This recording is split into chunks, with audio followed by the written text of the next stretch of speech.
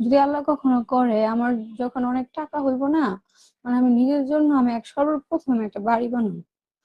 যদি আল্লাহ কখনো আমার সেই সামর্থ্যটুকু দেয় যে আমার অনেক লাখ লাখ টাকা, সেদিন আমি আমার নিজের জন্য আমি একটা বাড়ি বানাবো, যে বাড়িতে আমার কোনো কথা শুনতে হইব না, কোনো কিছু শোনা লাগবো না, বলা লাগবো না, আমি সবাইরে বলতে পারবো এটা আমার বাড়ি, আমার স্বাধীনতা, আমার বাড়ি। ইনশাআল্লাহ হইব, ধৈর্য ধরো। হুম, হুম, কান্না করো না।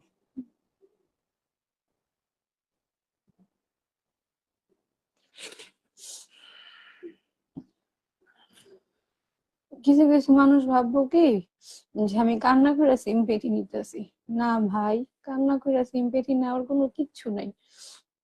মানে আমার আমার কথাগুলো, মানে আমি কার সাথে শেয়ার করবো, আমি সেই মানুষটুকু খুঁজে পাইনি। কার কাছে শেয়ার করব?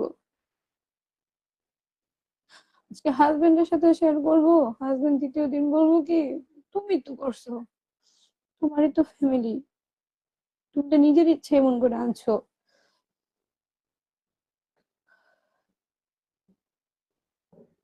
মানুষের অনেক কটু কথা শুনছি।